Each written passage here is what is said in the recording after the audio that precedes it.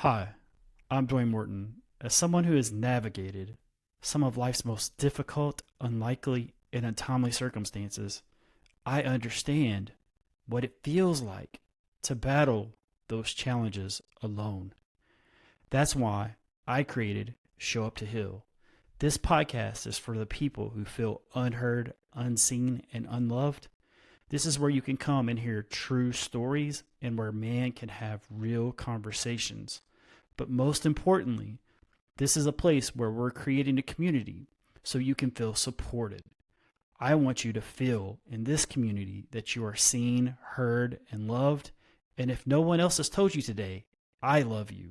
Welcome to Show Up to Heal. Hey everyone, thank you for tuning in to another episode of Show Up to Win presents Show Up to Heal. This is episode 20, 2/3 of the way. I have an incredible human being in James Land that is going to be on here, and I'm going to actually bring him up so I can read his bio. I'm your host, Dwayne Morton, Mr. Show Up to Win. There you go, James. How's it going, my man? Good, man. How you doing? Thank you for having me. I'm doing great. Absolutely. So wonderful you could be a part of this 30 for 30. So I'm gonna read your bio for a second. I love to read people's bio and then just see them receive on their bio. It's one of the best things about having a podcast. United States Air Force veteran turned fitness entrepreneur, brings a mission-driven approach to leadership, performance, and operational excellence.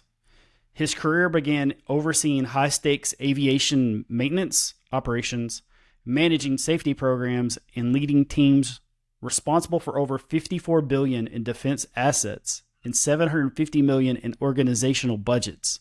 In that environment, failure wasn't an option. Systems, people, and processes had to perform at the highest level every day. That foundation shaped how he leads, builds teams, and solves problems.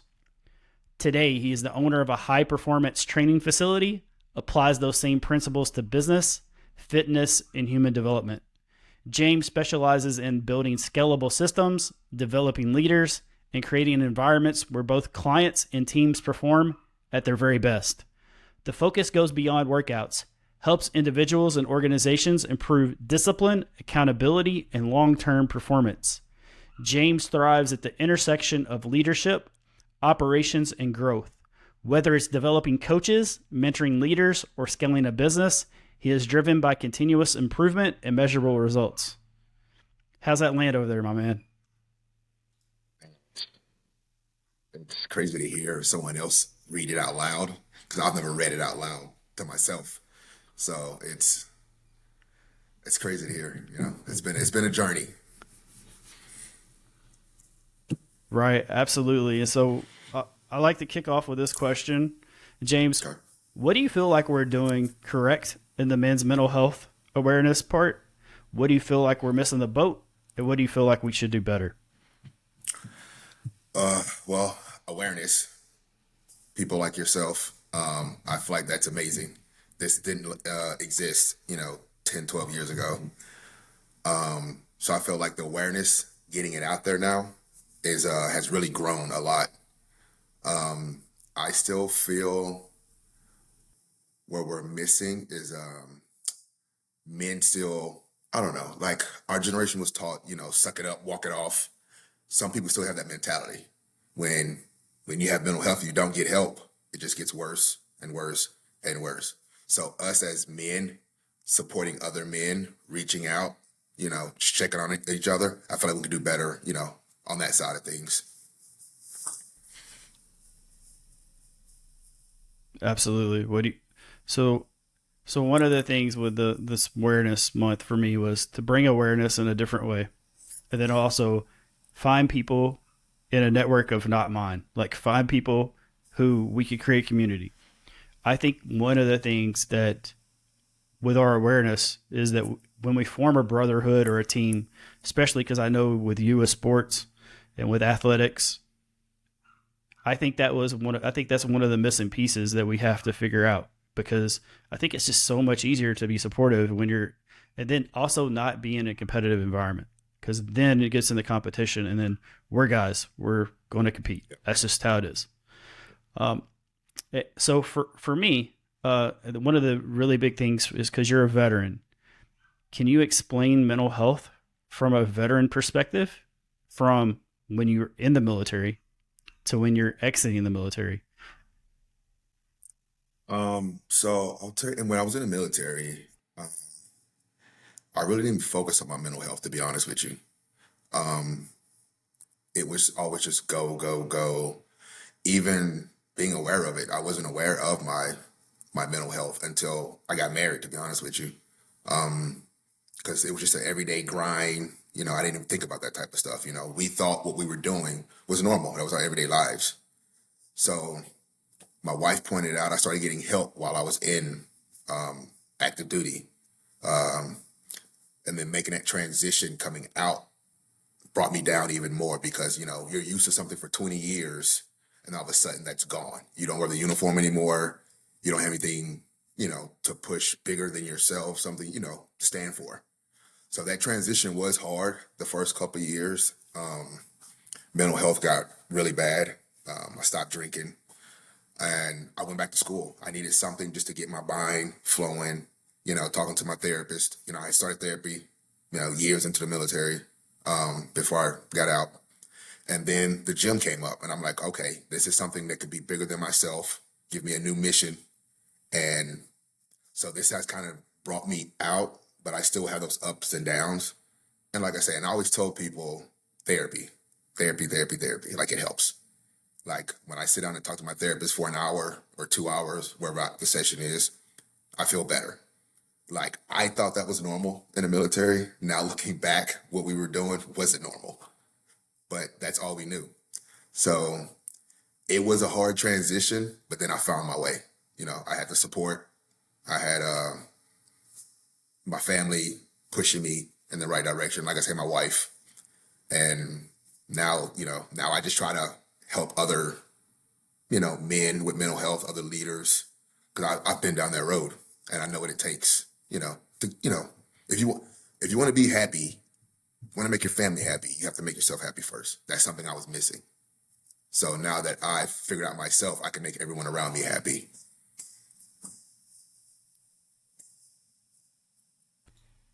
So also because you're in a leadership position and also coming from that military part, how much was that part of the mental health challenge? And then when you found out, and then you're going through your therapist and those type of things, how much was the leadership uh, part of the impact of like, hey, I have a lot of pressure because I'm a husband. Uh, you know, how much extra pressure did that bring? It brings a lot because you don't want to fail your people. So it's like, you have your family at home that required your support, and then you have your team that required your support. So just finding that balance um, is what I had to do. Like when I'm at work or when I was in the uniform, I'm there for my team. But that being a leader, like, we go on these missions and you're budgeting a couple $100 million. If that mission fails, that's on you as a leader. So that pressure did build up a lot. And then, having someone to finally talk to about it, be like, hey, I can't keep this all in, it really helped. But like I say, yeah, being that leader does add stress, in my opinion, knowing other people depend on you and rely on you, and you don't want to fail them. Yeah, absolutely. And so, you said you found the gym. Can you go more into detail about how you found the gym? Yeah. So, um, I would say rewind probably about 10 years now. Wow. It's been 10 years. I, no, actually 15. I got stationed in New Jersey. Um, I met a neighbor of mine. His name is John Avalone. He opened up a gym and he just approached me one day. Was like, hey, I hear you're certified. I'm about to open up a gym. Would you mind coming work for me? So I started coaching for him on the weekends, when I wasn't gone out on a mission or something. And then one of his friends opened up a franchise called Sets, SETS. I didn't say sex, Sets with a T. And I started coaching there. So when he franchised, I was like, hey, man, I would love to open up a gym. What do I need to do? So I met the CEO of our franchise, we kicked it off, and he was like, "Yeah, let's do this." So talked to the wife, we made it happen, and we've been open up for a year and a half, and it's thriving really good. It's incredible. I mean, it definitely is on your shirt. So it sounded fun, just like sets. So I, but I love the fact that it could bring somebody else to think that you said something else, and the fact that that's in there in your back of your head. Um, you know, being a gym owner now, and I know that there's also that leadership, also the responsibility, those type of things, the pressure, but also you're able to release it when you get into the gym and work out with other people. So I feel like that's a really great thing for mental health. I think if you put your mind and your body at something else, whether that's painting, whether that's recording, we have people who are going to be on here who, are music, those type of things. If you have an avenue and you Yeah. some type of hobby, those type of things, I think that helps kind of alleviate the pressure. What how do you feel about that? How do you see also being a gym owner and seeing other people come into your gym and getting the mental health um, part, especially men, they're just come in, hey, put their headphones on, let's go, lift their weights, leave, but also you can just see that energy of came in stressed. They're when they left your gym, they came in less stressed. They left less stress. Sorry. 100% agree. You have to have a hobby, something you enjoy, to just pretty much leave that stress where it's supposed to be and not take it with you. Um, and being a gym owner, it's one of the reasons why I wanted to do this is to help people. Because I tell my coaches, you never know what type of day someone's having. This is their hour. They come into class to just, whether it's a mom or a dad or whatever, to just, relieve stress, to mentally just shut down. It's our job to make sure it's the best hour they have at that class.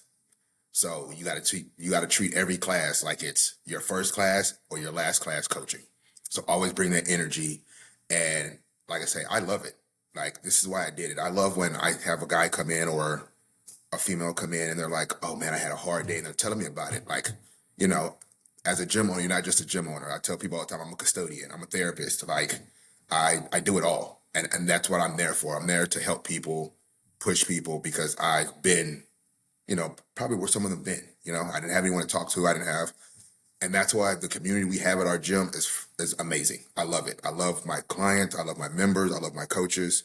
It's more like a family now. We have nights out together. We try to do as much as we can together, run clubs. So I think it's amazing that people find other things, and I would recommend that for anybody. Whether you think you have mental health problems or you think you don't, find a hobby, preferably something fitness to keep the body moving. But if not, just something you enjoy doing. Yeah. So one of the things you said is just you have this community and you're building this community, and so I feel like you built something that is what you were looking for in the past. Also, is usually what happens is you're building something that you wish you had when you were going through your stuff. Um, when you build a community and you have that responsibility, but I think it's just the act of being a leader and being a servant. Would you like to kind of put your spin on that? As far as being a servant leader, is that where you're? Yes. Sorry. Oh yeah. Yeah. No problem. Um, it's what I've always, all my mentors, I've read books, servant leaders. Um, as a leader, I always tell my people, I work for you, because if you're not happy, then I'm failing as a leader. So I 100%, as a leader, as a servant leader, I rely on my people. I make sure they're happy, because if my people are happy, they make the community happy. So that's one of my focal points as for leadership, is being a servant leader. Like, I'm not going to actually do something that I wouldn't do myself, or something I haven't done. So yes, I 100% agree with serving servant leader, and also when you said building something that I wanted myself.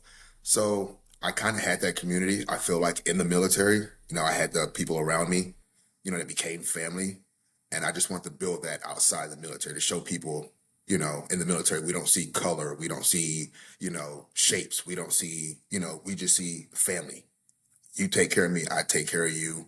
I push you. You push me to be the best person. And that's what I wanted in my gym. Like, you should see, like, in some of our classes, people will stop and start clapping for other people because they're trying to, you know, pee on a deadlift. Like, I love that. And we try to catch it on camera. It's amazing. It's just the built-in support. And one of the things is my family has a very high military background. And for that, James, is also, it allows me to, like, how I do one thing is how I do all things. And I think that's just a mindset. And when you realize that, and I know that that was instilled in you in the military, and now you're able to do the same thing for others. And the fact that you're celebratory with others is like you're taking another step from that.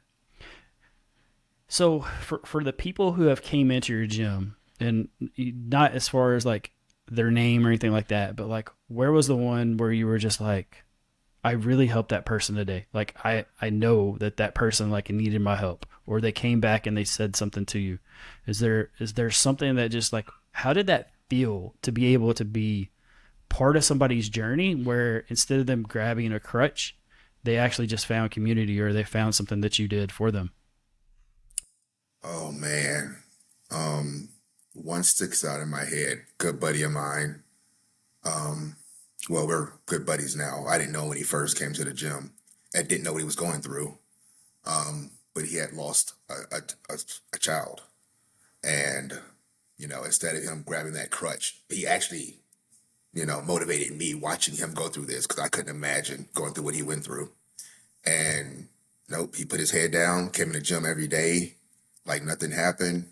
You know, his wife was there supporting him, and then he made it through. And now he's a proud father, you know, and he's still going to the gym, running races, winning races. And when he could have just shelled up and took that crutch and be like, no, I can't believe this happened to me, but he didn't. And then when I talked to him, and he sent me like this long message about it, and it kind of, you know, hit the strings in my heart. I was like, oh man, like, this is, you know, I love this. But also, once again, I tell people he had that support at home.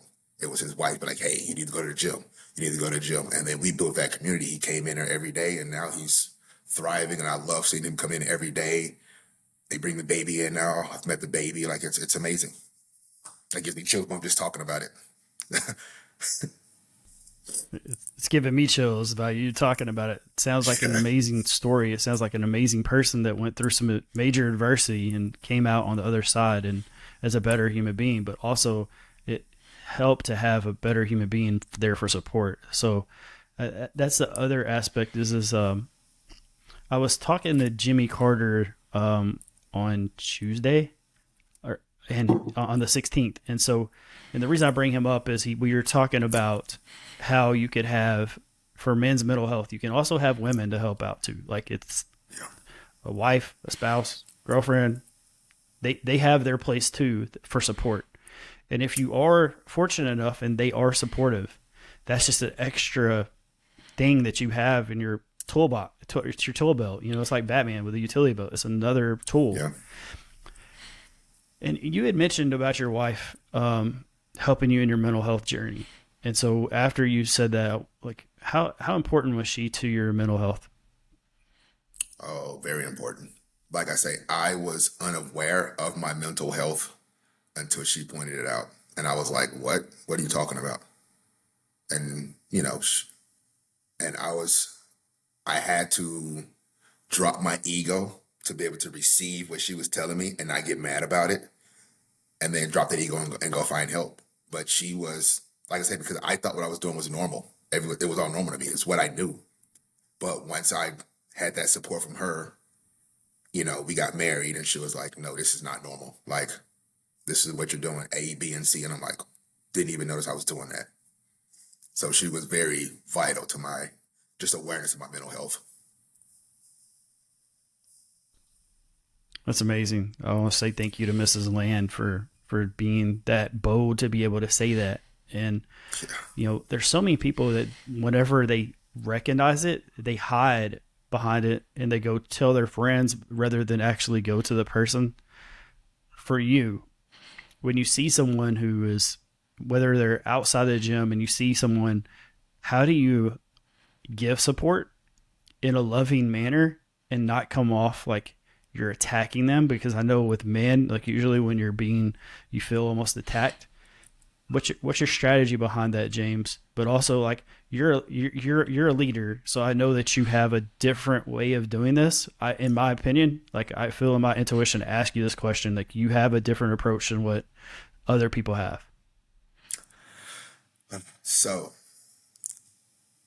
I I like to think I kind of like good at reading people. So after talking to the person, I see how I try to gauge how they need to receive it. Some people I start out with understanding, like, hey, I've been where you at. This is what I did to get out. We got to, let me help you. And there's some people just needs to be direct, and I'm just like, hey, you're screwing this up, you're doing that. So it depends on the person. It's kind of how I go about, you know, helping them. There's some people, if you're direct, like you said, they'll shut down. So I try to gauge that when I meet the person, as I talk to them, I introduce myself, be like, okay, this person, now they're opening up to me. So let me, you know, I see how they are. I'll take that approach. I'll be like, I've been in your shoes. I understand. Being a man, we don't want to talk about things. Or there's some people like, hey, be a man. Let's just do it. Got to get right to it. So that's kind of how I don't have one specific way. I just kind of read the person and try to understand the person first, communicate with that person, and then offer my help after that.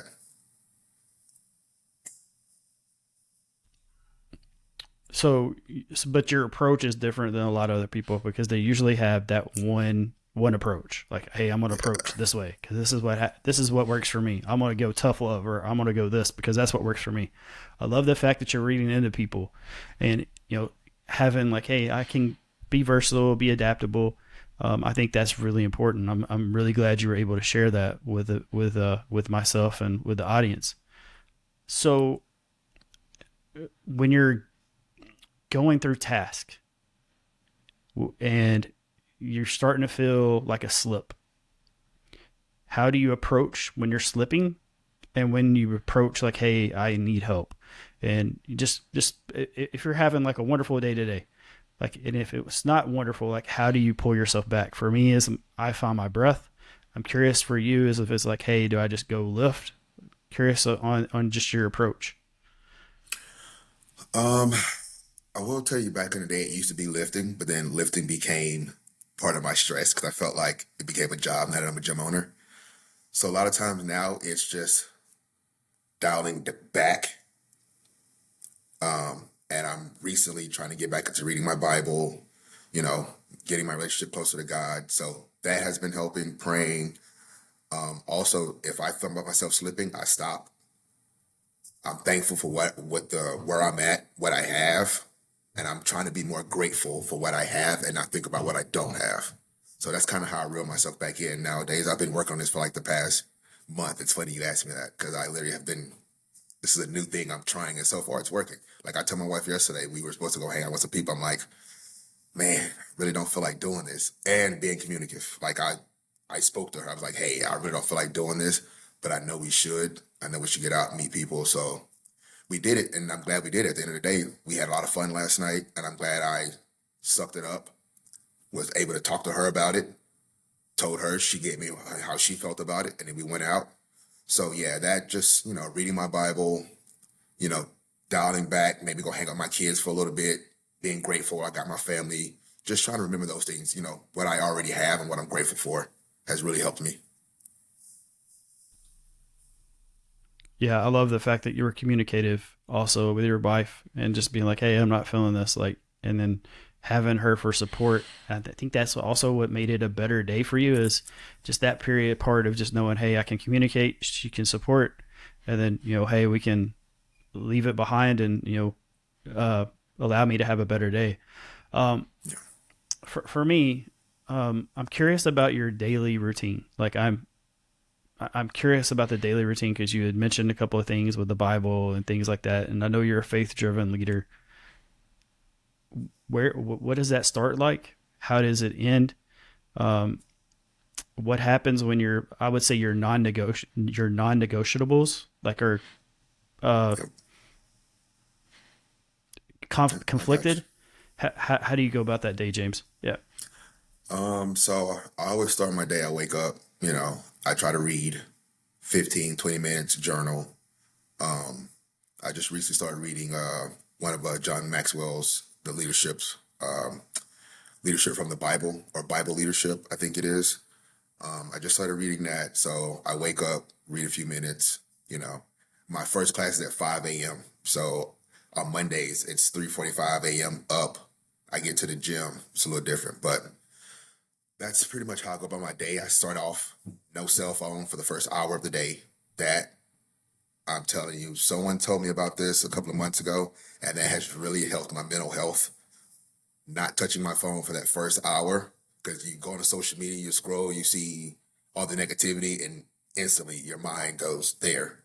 So that first hour, I just like to clear my head, get my day together, and then I go on about my day, and then I end my day by TV off, no phone for the last hour, and I try to read another 15, 20 minutes. And depending on the mood, if I had a rough day, I'll journal again to get the thoughts out. If it was a good day, I'll just read and go to bed and do it all over again the next day. And that's my non-negotiables: the reading, the no cell phone for an hour, and then my other non-negotiables. Once work is done and it's family time, it's family time. Like if I'm with my kids at a sporting event, I'm not answering emails, I'm not scrolling on my phone. I'm there in the moment with my family, with my kids, being there for them. That's an amazing structure to amazing day, and also it's has amazing results just for the fact that like I think when you have those things, and then you have those things where it's like you said, no phone, or hey, I'm doing stuff family time. When you set those boundaries and you stay to them, you realize that people start respecting you better. Also, they respect those boundaries. I think that's wonderful for you. So we're getting close to the 30-minute mark. Um, Tell us a little bit about like where we can find you, those type of things. And I know you were talking about starting a podcast. Is that still on the table, or what's your thing on podcasting? And tell us about the gym. Um, well, the podcasting, I thought about it, but I think now I have a good friend of mine that's going to start one. So maybe I'll just support him and maybe co-host here and there. But just really, I don't think I would have the time to do the podcast because of the gym, the kids, and I'm also a football commissioner for a youth football league. So just timing. So the podcast I probably won't have time for, but just getting on, helping out my buddy once again, supporting him, because other men, like I say, sometimes we don't have that support. So letting him know that I'm there for him. Um, and then the gym, we're about to expand, which is amazing. It's called Sets. Like I said, hybrid training. I'm in Thomas River. You can find me in Instagram, Facebook, YouTube on Just James 82. We also have our gym, Facebook, Instagram, which is Sets Thomas River. You can find us there. If any of you guys are around the Sets, we're growing. We have Jersey, Pennsylvania, Florida. So be on the lookout. Probably state coming near you soon, hopefully. And yeah, that's it. I don't think I'll be doing the podcast, like I say, but I love getting on, talking to people, interacting, networking, just hearing other people's stories. So I do listen to podcasts a lot, and I try to go on as many as I can, just to talk to people, just to, you know, tell people I'm here if you need me also. Right. Absolutely, man. So thank you so much for showing up for me on this day and for being part of these 30 amazing people, these 30 amazing speakers that are coming on. Definitely want to invite you back on at some point in another podcast. You're an amazing human being, James, and you've been through some stuff, and you've come out on the other end, and the amazement of what we can go through and really go through it and then look behind and just be grateful is just an amazing part of just being able to have this podcast. And so this is going to be episode 20 with James Land. Tomorrow I have a professional strongman, Ilya. I cannot recall his last name, but I'm really looking forward to having that. So we're 2/3 of the way. Really excited on this journey, but I can't do this without amazing people like James and Ilya and people like that coming on. So thank you so much. And you guys make me want to have to get into the gym like really soon. Hey, it's there. I always tell people the gym isn't going anywhere. It's a journey. Take your time. There's ups, there's downs. It's not going anywhere. It's always there for you. And thank you for having me. Yeah, absolutely, man. It's been an honor. Thanks a lot, James. Absolutely, my man. Yep. Actually, we're definitely looking forward to staying in touch and looking forward to having you back on at some point. Thanks, everyone. Let's show up to Hill. Thank you.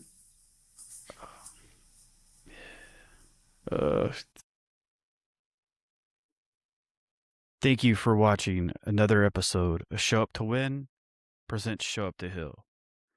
Please like, share, and subscribe. Your support means the world to me. Thank you.